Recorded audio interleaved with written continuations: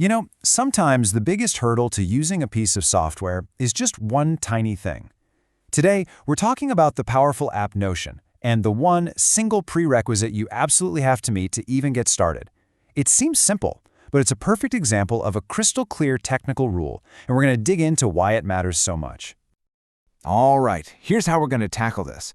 First, we'll look at the core mandate, the main rule. Then we'll zero in on the specific technology we're talking about. After that, we'll cover the action you need to take. And finally, we'll look at the super simple outcome. Easy enough, right? Let's jump in.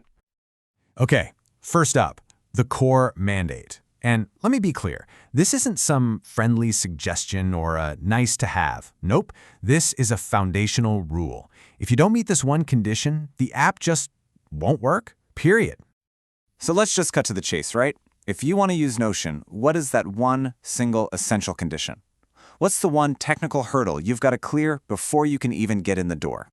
Well, the answer is all about a technical dependency. Basically, access isn't just given to you, it's conditional. There's a specific requirement you have to meet before you can move forward. Okay, so we've established there's a dependency. The obvious next question is, what is it? Let's go ahead and pinpoint the exact technology we're dealing with here.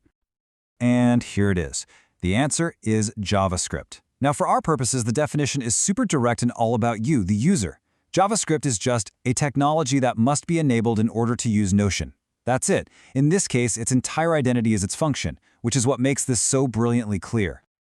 And the key here, really, is the wording. JavaScript must be enabled. See? There's no wiggle room, no ambiguity at all. It's a direct, absolute command. This is the core rule of the whole system. All right, so we know the dependency is JavaScript, but what are you supposed to do about it? That's what brings us to our next part, the required action. This is your path forward. So how does the app actually tell you this? What's the explicit step-by-step instruction you're given to fix this whole dependency thing? And you gotta love this. The instruction could not be more clear, or more polite for that matter. Step 1 is just, please enable JavaScript. I mean, it's a command, but it's framed as this nice request. Then, once you've done that, step 2 is simply continue. It's just so elegant, so simple. And that leads us to our final section, the outcome. So the rule has been stated, the action's been requested. What happens next? What are the consequences? Well, it all boils down to a really simple black and white result.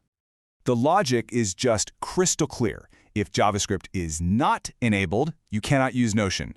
The road is blocked, you're at a dead end. But if it is enabled, you can continue. It's a perfect if this, then that statement that controls the whole experience. And that's really the heart of it, isn't it? Everything just boils down to this one thing, a single requirement, one action that decides if you stop or if you go.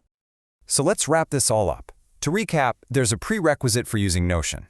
That prerequisite is that JavaScript has to be enabled, and the action you need to take to move on is to enable it.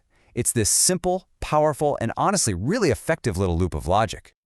And so this whole explainer leaves us with one very practical, very direct takeaway. It really just turns this whole thing into a simple question for you. To use the application, have you enabled JavaScript? Because as we've seen, that one answer determines everything.